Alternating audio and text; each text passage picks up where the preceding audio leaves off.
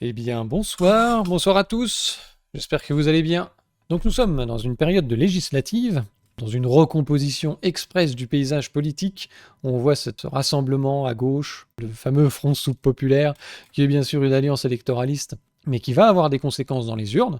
On n'en aura pas forcément à l'Assemblée, mais ça c'est autre chose. Et puis on voit aussi à droite une consolidation des partis autour du Rassemblement national.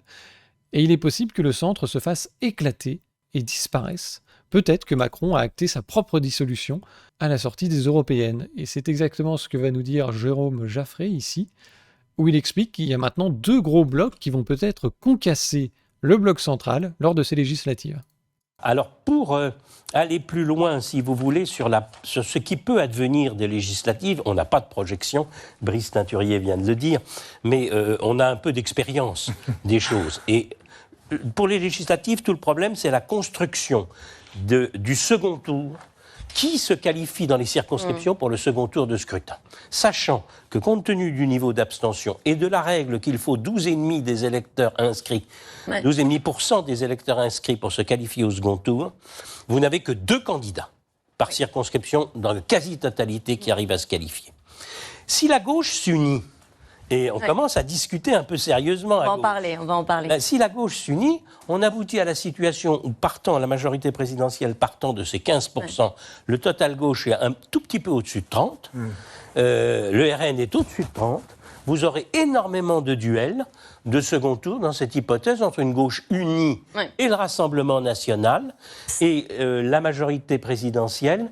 Et les électeurs de la majorité présidentielle regarderont le second tour comme quelque chose de tout à fait étranger. Donc le type est en train de te dire que la majorité va se faire dégager des seconds tours parce qu'il y a deux blocs massifs à gauche et à droite qui vont truster les deux places. Et les mecs vont se retrouver troisième et s'ils font pas 12,5% des inscrits, le troisième ne va pas au second tour. Il n'y a pas de triangulaire. Et compte tenu, comme il dit, de l'abstention et puis du partage des voix, il est tout à fait possible que Macron, la majorité présidentielle, Renaissance, les candidats ensemble, je ne sais pas si vous êtes au courant, maintenant ça s'appelle ensemble. Et ils peuvent se faire dégager. Et tout ça est assez incroyable et je me suis intéressé à l'évolution du paysage politique à l'élection présidentielle depuis 2007. On part quand même d'une situation où on avait le bloc centriste pro-européen qui faisait près de 70% des voix, là. 25 et 31. Voilà, les 3/4 des voix, en 2007, allaient à Bayrou, donc le centre, le PS avec Ségolène Royal, et Nicolas Sarkozy, l'UMP. Donc on avait le bloc de droite pro-européen, UMP, la gauche pro-européenne, le PS, entendu sur la mondialisation, l'euro, l'Union européenne c'est formidable, et l'UDF au milieu, avec Bayrou, qui fait l'arbitre, quelque part, lors du second tour, et qui va ensuite négocier, soit avec le PS, soit avec l'UMP, on est copains avec tout le monde, et puis qui va négocier des postes dans la majorité qui suivra. Fait intéressant, le quatrième c'est Jean-Marie Le Pen avec 10%, et derrière Besancenot avec 4%, et derrière ça se perd dans la nature. Donc on avait une tripartisation de la vie politique, avec deux blocs modérés pro-européens de gauche et de droite, et un centre qui balançait d'un côté ou de l'autre. Donc on avait eu ici l'élection de Sarkozy en 2007, le PS et l'UMP avaient d'ailleurs fait campagne pour le traité constitutionnel européen en 2005, et qu'ils avaient perdu. Ce qui est assez ironique de voir quand même qu'après les gens ont continué à voter pour ces partis. Comme on pouvait s'y attendre, ils se sont retrouvés cocus, puisque ces deux partis, étant ultra-majoritaires à l'Assemblée et au Sénat, par la procédure du Congrès, ont fait adopter le TFUE, le traité de Lisbonne en fait, qui est une reprise du traité constitutionnel duquel les Français avaient dit non. 75% des gens votaient pour ça. Qu'est-ce qui se passe en 2012 ? On voit apparaître déjà l'extrême gauche, avec Mélenchon qui avant était avec le PS, était toujours au PS. Là il n'y a aucune trace de Jean-Luc Mélenchon, il y a juste Jean-Marie qui fait 10%. 5 ans plus tard, Jean-Marie c'est Marine Le Pen cette fois, 18%. Jean-Luc Mélenchon apparaît avec le parti de gauche et il fait 10%.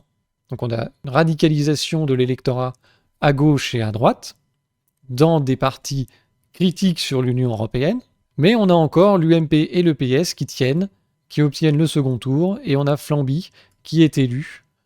Sarkozy n'est pas réélu, ce qui était assez rare. Quand un président sortant se représentait, il était réélu. Il a ouvert en fait le cycle des présidents à usage unique Hollande, pareil, sera à usage unique.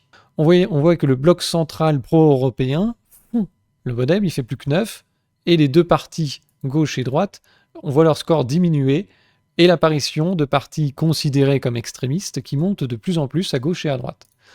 Et ça, c'est confirmé encore en 2017, où le bloc européiste est dirigé par Macron. Il ramasse les déçus du PS qui se sont partagés soit chez Macron, soit un peu aussi chez Mélenchon, pour ceux qui étaient les plus socialistes du bloc. Il y a encore donc un PS résiduel, et donc Macron va ramasser l'aile gauche du centrisme, le centrisme aussi, et on voit qu'il se retrouve face à Marine Le Pen qui continue de monter, qui continue de prendre de plus en plus de poids à droite, qui dépasse Fillon, au terme d'ailleurs d'une campagne où François Fillon a eu des petits problèmes avec la justice.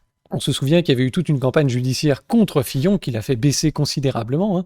Le monsieur propre des LR finalement avait 2-3 petites affaires au cul. C'était pas grand-chose. Les autres faisaient la même chose ou faisaient pire. Mais c'est Fillon qui a pris. Une campagne d'ailleurs qui était à mon avis adressée en soutien à Emmanuel Macron, mais qui a fait le jeu de Marine Le Pen. Les milieux autorisés à penser, ceux qui financent les campagnes, qui tiennent les médias, les milieux d'affaires, préféraient un Macron qu'un Fillon. Un Macron complètement décomplexé, qui n'est pas issu d'une histoire politique, qui parle comme eux d'ailleurs, comme un manager à ses équipes. Donc Macron, comme ça, a bénéficié vraiment d'une aide à 2 niveaux, en récoltant le PS plus le MoDem, centre plus centre-gauche, et en profitant du torpillage de Fillon, qui a aussi profité du coup à Marine Le Pen. Et on va voir par contre ici un fait assez habituel qui est la division de la gauche. Avec un candidat Jean-Luc Mélenchon, un candidat PS, un candidat Poutou, un candidat Artaud. Il y a quand même 4 candidats affiliés à la gauche, et ça va être pire dans l'élection suivante, qui va confirmer tout ce qu'on voit. La disparition du bloc centriste européiste qui avant avait de la place pour faire gauche-droite plus centre, et qui aujourd'hui ne fait plus que centre avec la gauche intégrée plus la droite LR qui existait encore. Et on va voir que là, pour les élections 2022, les dernières, le bloc centriste, ce n'est plus que Macron. Le bloc européiste gauche-droite-centre, c'est plus que Macron. Derrière, tu as la droite qui est en fait le RN, la gauche, c'est la LFI, tu as Reconquête qui apparaît dans le paysage, qui est une version plus extrême droite que le RN. Donc il y a une forme non seulement de déplacement de la fenêtre d'Overton, mais aussi une ouverture, un élargissement. Et on a ici la disparition complète de ce bloc qu'on avait vu au début, qui faisait 75% des électeurs centre plus PS et UMP, la gauche et la droite européiste molle. En 2022, il n'y a plus rien. Le PS fait 1,74, Pécresse dépasse même pas les 5%. Et le MoDem a disparu. Bayrou, ça fait un petit moment qu'il a chopé son petit macaron chez Macron, et c'est terminé. Et on voit ici déjà la recomposition du paysage politique autour de 3 blocs. Un bloc dominé par le RN de droite, un bloc dominé par la LFI de gauche, plutôt à tendance extrémiste, et critique sur l'Union européenne, voire même qui veulent en sortir. Il y a énormément d'électeurs de Le Pen et de Mélenchon qui étaient pour la sortie de l'Union européenne. Alors après, ça n'apparaît pas dans le programme parce qu'il faut rester propre pour passer dans les médias, pour obtenir les financements, pour ne pas trop se faire défoncer par les éditorialistes, mais on voit l'évolution. C'est des partis qui avant n'existaient même pas en 2007. Ça n'existait pas politiquement. L'AFI, ce positionnement critique à droite et à gauche de l'Union européenne et cette radicalité, aujourd'hui, elle fait 45% au premier tour. Alors malheureusement pour Mélenchon, là on voit que le deuxième tour lui a été volé par la dispersion des voix à gauche. Déjà on peut noter une Yannick Jadot avec 1,6 million de voix. Il manquait à Mélenchon 400 000 voix à peu près pour dépasser Le Pen, ce qui est assez peu. Hein. Artaud et Poutou, ils font 400 000 voix là. Hidalgo 600 000. Roussel 800 000. Et encore Jadot à 1,6 million. Et on voit ici la division de la gauche qui est un peu habituelle et qui a coûté le second tour à Mélenchon. Je me demande si Mélenchon aurait été élu face à Macron. Au final, il aurait perdu, peu probable. Ouais, il aurait peut-être fait un meilleur, ça aurait été plus serré, je pense. Mais oui, sans doute que le bloc centriste pro-européen est encore suffisamment vivant au second tour pour ne pas sauter dans l'inconnu et dans la rupture. Mais on voit cette tendance dans la société française où on passe de 3/4 de gens qui votent pour des partis pro-européens à 40%, même plus. Allez, c'est les 2/3 maintenant qui votent pour des candidats critiques sur l'Union européenne, et il est tout à fait possible que ces scores aient augmenté. Vu la politique que Macron a menée ces 2 dernières années, le comportement de gamin qu'il a avec cette dissolution, il est possible que les deux blocs... D'ailleurs, c'est ce qu'on voit, hein. La création du Front populaire vient justement aussi dans la droite ligne du résultat de l'élection de 2022, avec cette division qui a été extrêmement reprochée déjà à un mec comme Roussel, mais aussi Jadot ou Poutou, Artaud, compagnie. Ça leur a été reproché d'avoir volé le second tour à la gauche, avec cette division. Donc c'est aussi pour ça que les mecs font le Front populaire, qui est un peu l'alliance de tout et n'importe quoi, qui va de Poutou à Mathieu Pigasse, qui arrive à réunir Mélenchon et Hollande dans le même parti. Ça n'était pas arrivé depuis... Bref, donc ils font ça pour ne surtout pas se faire critiquer et se faire taxer de diviseurs.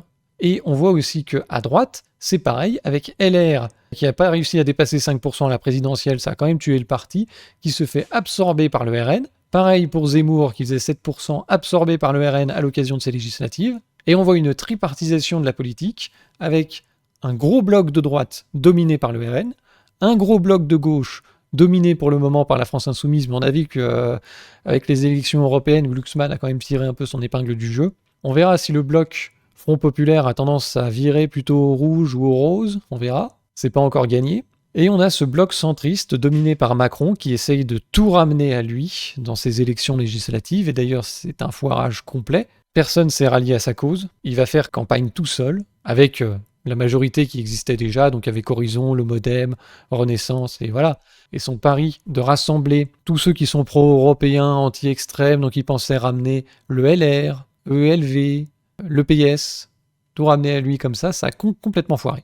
Et c'est à tel point, ces deux blocs maintenant sont tellement massifs face à un centre de plus en plus marginalisé. On a ici un article du Financial Times qui considère que Macron va peut-être se faire dégager en fait au cours de ces élections législatives. Je vais le traduire automatiquement, alors il y aura peut-être des petites choses bizarres dans la traduction. Donc un pari aux enjeux élevés qui a éclipsé les élections du Parlement européen, un moment de clarification. Macron espère choquer les électeurs français et les sortir de leur complaisance fiévreuse. Ils ont déjà hésité à voter à l'extrême droite lors de 3 élections présidentielles où Marine Le Pen et son père se sont qualifiés pour le second tour, mais cette fois c'est différent. Alors il y a quand même eu une évolution. Pour le père Le Pen, c'était hors de question qu'il se fasse élire. En 2017, c'était déjà encore le barrage aux extrêmes, ça marchait bien. 2022, on sentait que c'était déjà plus chancelant, hein. Et là, maintenant, pour les élections législatives, le barrage aux extrêmes, je pense que le barrage au renoncement national en particulier, on verra si ça va marcher. On nous rappelle ici que le RN est le plus grand parti d'opposition du Parlement avec 88 sièges, ce qui n'est pas beaucoup. Mais surtout, on nous parle ici de Guillaume Tabar dans le Figaro, qui a réalisé et modélisé sur la base du résultat des européennes. Alors, ça vaut ce que ça vaut, hein. On ne peut pas tellement calquer le résultat des européennes après sur des élections nationales. Il y a quand même beaucoup d'abstention et une mobilisation particulière d'un vote bourgeois. Donc voilà, il a fait son petit truc, il a procédé à des ajustements, en prenant en compte qu'il faut effectivement avoir 12,5% des inscrits pour passer au second tour, et les calculs sont étonnants. Le bloc extrême droite est en tête dans 362 circonscriptions. Je vous traduis le truc, hein. Ensuite, la gauche, avec Front populaire, composé de radicaux anticapitalistes et de sociodémocrates, arrive en tête dans 211 circonscriptions. Le bloc centriste Macron n'est en tête que dans 3 circonscriptions, et le centre droit, donc les LR, pareil, 3 sièges. À la fin, sur 577 sièges, il pense qu'il y en aurait 536 pour le bloc gauche et extrême droite. C'est vrai que le Front populaire, c'est une gauche quand même très élargie. L'Alliance Macron n'aurait que 41 sièges, et les LR, 3 apparemment. Comme le notait Thomas Legrand dans Libération, l'élection pourrait aboutir à l'écrasement du macronisme, construit sur le dépassement ou la redondance de l'ancienne fracture politique gauche-droite.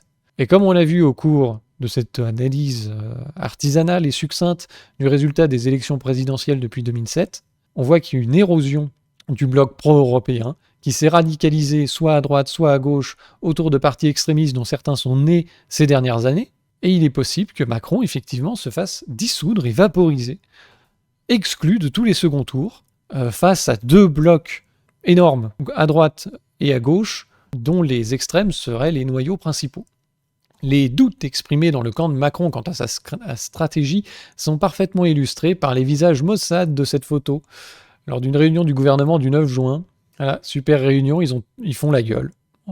Avec Macron qui leur annonce que, puisque lui a perdu l'élection européenne, hein, apparemment c'était un vote sanction de sa personne, eh bien c'est eux qui vont aller en campagne. C'est eux qui vont devoir aller défendre leur poste de ministre et leur poste de député. On dissout tout et on recommence face à 2 blocs ultra majoritaires. Et ils vont essayer de gagner des seconds tours. Déjà d'atteindre le second tour, apparemment c'est pas gagné. Et ensuite de remporter face aux extrêmes. Mais effectivement, s'il y a beaucoup de second tours avec Renaissance qui arrivent à se qualifier, il y aura ensuite probablement des reports de voix des extrêmes vers Renaissance, je sais pas, peut-être. Est-ce que le barrage anti-Macron sera plus radical que le barrage aux extrêmes? Ça, c'est la grande question. Hein. Parce que quand bien même Macron arriverait au second tour, est-ce que le barrage aux extrêmes arriverait à le faire élire? Est-ce que les reports de voix iraient contre les extrêmes ou contre Macron? Ça, c'est pas gagné aussi. Hein. Alors voilà un peu, bon, ça vaut ce que ça vaut, c'est les sondages. C'est les intentions de vote au premier tour. Et on voit 28% pour le Front Populaire, ce qui est assez stable d'ailleurs, 33% pour le RN et 18% pour la majorité présidentielle. On voit ici les tendances de ces derniers jours. On voit bien la tripartisation de la vie politique, où les LR qui commencent à 9 finissent à 5, de toute façon ils vont être partagés entre la majorité et le RN. Et c'est assez stable, avec un RN autour de 30%, le Front Populaire qui monte un peu, qui arrive à 28%, et la majorité qui stagne, 19-18% dans les sondages. L'écart entre la majorité présidentielle et les 2 blocs d'extrême est tellement important qu'on peut légitimement penser qu'il y aura énormément de second tour, RN, FP. Et là-dedans, le macroniste, qu'est-ce qu'il fait? Il va se faire foutre. Et c'est la grande angoisse maintenant chez les macronistes de se dire, mais si on n'a même pas l'occasion de voter au second tour, on fait barrage à qui? Ils appelleront, à mon avis, à voter pour le FP dans la plupart des cas. Mais... En tout cas, on aura une assemblée partagée, avec une majorité écrasante dans ce cas-là, qui serait RN ou FP, et les macronistes qui seraient vaporisés, ils seraient plus du tout au Parlement, ce serait incroyable. Thierry de Cabarrus, qui est d'ailleurs en sueur, faut voter pour les candidats de Gabriel Attal au premier tour, car au second, il sera trop tard. Tu sens qu'il chie quand même dans son froc, hein, et c'est devenu les candidats de Gabriel Attal. Les candidats de Macron, c'est terminé, hein. On veut plus le voir. Et c'est d'ailleurs ce que va dire Attal. Ne dispersez pas vos voix au premier tour. Regardez sur les bulletins de vote. En général, il y a écrit Ensemble ou Ensemble pour la République, sur l'affiche Ensemble pour la République. Ça vous permet d'identifier quel est le vote utile dès le premier tour pour contrer les extrêmes. Ça permet surtout d'identifier quel est votre parti. Parce que les mecs veulent pas mettre la tronche de Macron sur les affiches. Ils veulent pas afficher majorité présidentielle, en gros. Parce que les gens votent plus pour eux. Ils veulent plus de Macron. Ils font des allergies. Je peux vous montrer, hein, d'ailleurs, dès qu'ils sortent dans la rue et qu'ils disent « on est la majorité présidentielle », ils se font insulter par tout le monde. Et il est là, oui, au fait, faudra voter, repérez bien hein, les candidats affichés ensemble. Il faut voter pour nous quand même. Hein. On va voir la suite. Ensuite, sur l'autre partie de votre question, c'est la première fois depuis plus de 25 ans que les Français vont choisir un Premier ministre. Évidemment qu'il y aura un avant et un après. Et que, à l'issue de cette élection, nécessairement, il y aura un avant et un après dans la pratique du pouvoir, dans l'équilibre des institutions. Le 9 janvier, le président de la République m'a nommé. Le 30 juin, j'aimerais que les Français me choisissent. Voilà, il essaye d'apitoyer la ménagère. Choisissez-moi. J'aimerais que vous m'aimiez. Et il te sort l'argument du mec qui bat sa femme. Si tu revotes pour moi, si tu reviens, tout sera plus comme avant, tout changera.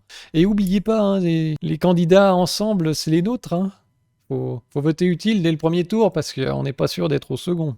Les mecs chient dans leur froc, c'est incroyable. Macron est en train de perdre son pari. Il espérait une réunion du bloc centriste autour de lui avec LR, ELV, PS, tout ça.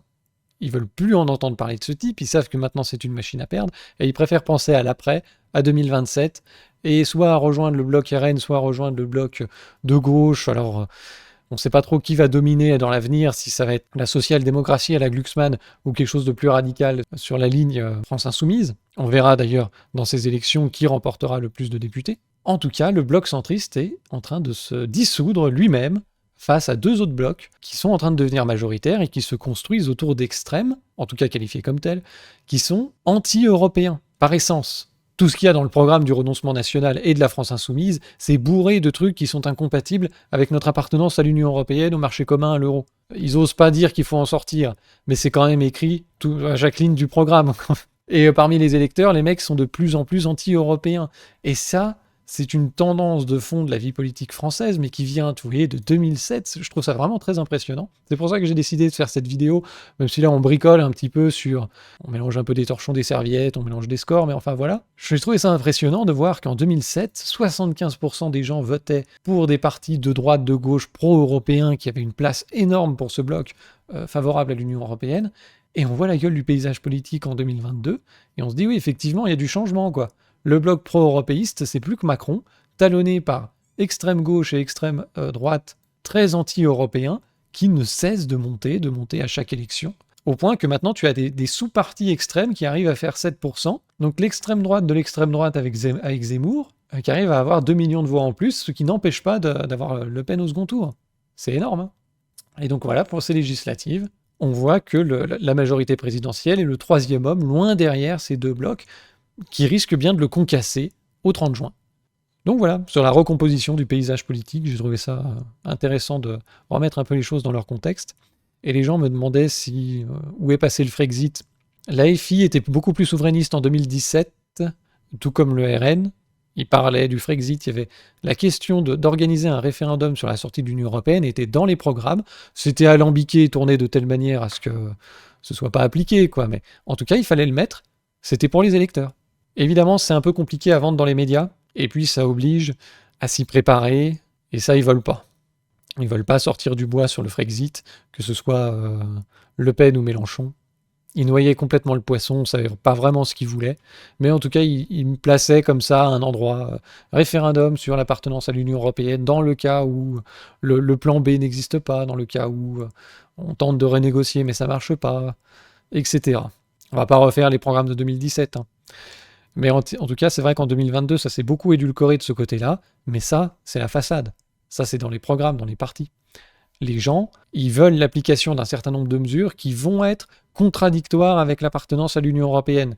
Et c'est vrai qu'actuellement, les gens n'ont pas le courage de militer pour le Frexit, de voter pour, de le réclamer, mais ça changera.